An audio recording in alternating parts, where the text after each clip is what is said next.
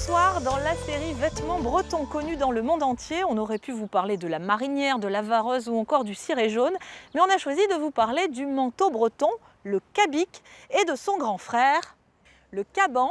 Et pour en parler, direction Paimpol, la cité des Islandais. Sur les quais de Paimpol, une institution aux couleurs très scandinaves, l'ancienne glacière des pêcheurs d'Islande. Un bâtiment qui cache en réalité une PME familiale presque centenaire, créée en 1922 par Armand Le Guen. Ce Paimpolais avait eu l'idée de confectionner des cirés et des vareuses pour les pêcheurs bretons qui partaient en Islande pêcher la morue.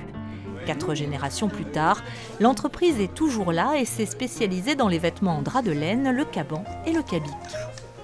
Le cabic, c'est un vêtement breton qui était utilisé par les goémoniers. La particularité, donc, c'est une petite capuche,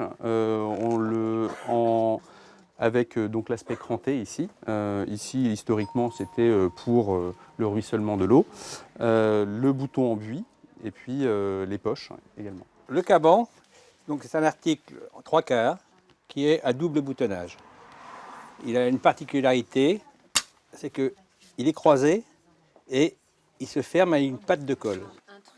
Un vêtement qu'utilisent tous les marins depuis 1850 et qui, comme le cabic, est confectionné en drap de laine, imperméable, résistant et infeutrable. Une belle matière, fabriquée depuis toujours dans le sud de la France, comme les boutons, dont la plupart proviennent d'une vieille maison lyonnaise. Si on fait des boutons plats, on les fait en corozo. Corozo, c'est une matière végétale. C'est l'intérieur du palmier. Ça nous permet de pouvoir le teindre du coloris qu'on veut. Mais si depuis 100 ans, les matières sont restées les mêmes, la fabrication, elle a beaucoup évolué. Du passé, Thierry Dalmar n'a d'ailleurs conservé que ses patrons en papier. Ce patron-là, ça correspond exactement à ce caban-là. Car aujourd'hui, les 70 modèles sont créés par ordinateur et en partie fabriqués en Pologne. Au-delà du coût, c'est la réactivité. C'est vrai que travailler en France et en Europe, ça nous permet d'être plus réactifs pour la demande de nos clients, quoi. Innover pour gagner de nouveaux marchés tout en gardant l'ADN de l'entreprise, c'est l'objectif de la famille Dalmar. Un écru, c'est valorisant toujours, c'est chic. Le caban bleu marine se décline désormais en écru, en orange ou en parre, mais à l'avenir, la laine utilisée pourrait provenir de moutons bretons, de quoi séduire encore des générations de marins et de citadins.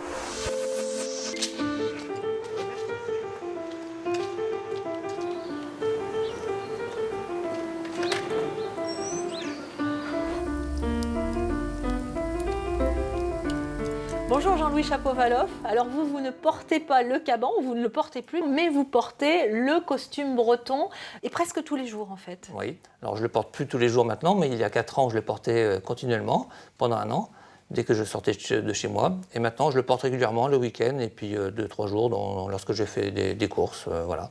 C'était un vœu que j'avais depuis longtemps, mais je n'osais pas le réaliser, donc à l'aube de mes 50 ans, j'avais un peu d'appréhension à le faire. À l'aube de mes 50 ans, je me suis lancé. Alors quelle est la réaction des gens lorsqu'ils vous voient habillé ainsi? Bienveillante. J'avais beaucoup d'appréhension, mais ça se passe très bien. Et je bénéficie de beaucoup de sourires, des petits signes de la main, des petits coups de klaxon, on prend soin de moi, et puis voilà, c'est que du bonheur. Alors parmi les accessoires les plus emblématiques peut-être de ce costume, il y a le chapeau, le fameux chapeau rond, le chapeau breton. Celui que vous portez, présentez-le nous.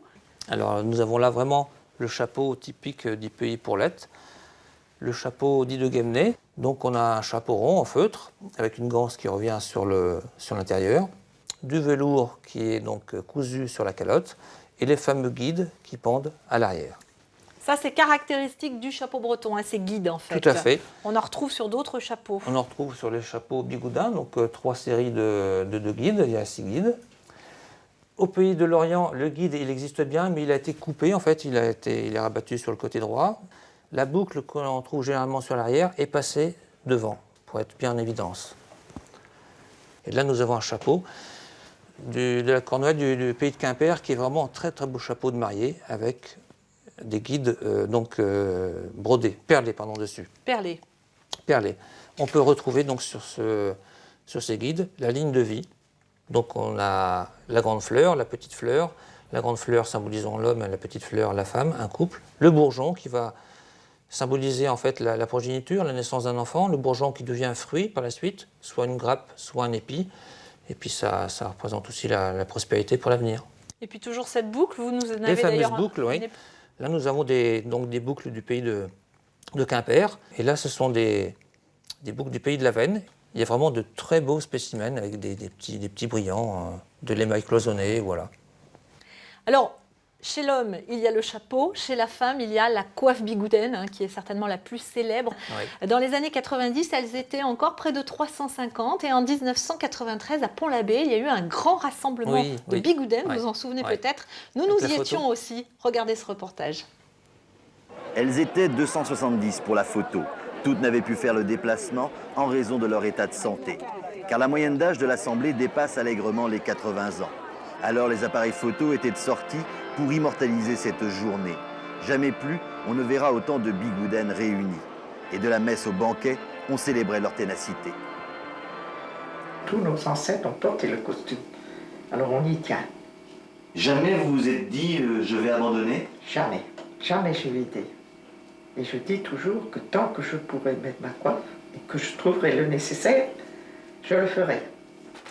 Pourtant, porter la coiffe n'est pas une mince affaire. Oui. Il faut une bonne demi-heure de travail pour l'installer. Et puis la coiffe, haute de 35 cm, n'est pas des plus pratiques. Non, c'est de prendre mon vélo quand il y a du vent pour faire mes commissions. C'est ça qui est... Puis la voiture aussi. Mais autrement, les touristes ne me gênent pas du tout. Voilà, c'était en 1993. La plupart de ces bigoudaines, bien sûr, ont aujourd'hui disparu. Et moi, eh bien, j'ai trouvé une solution pour leur rendre hommage. Kenavo.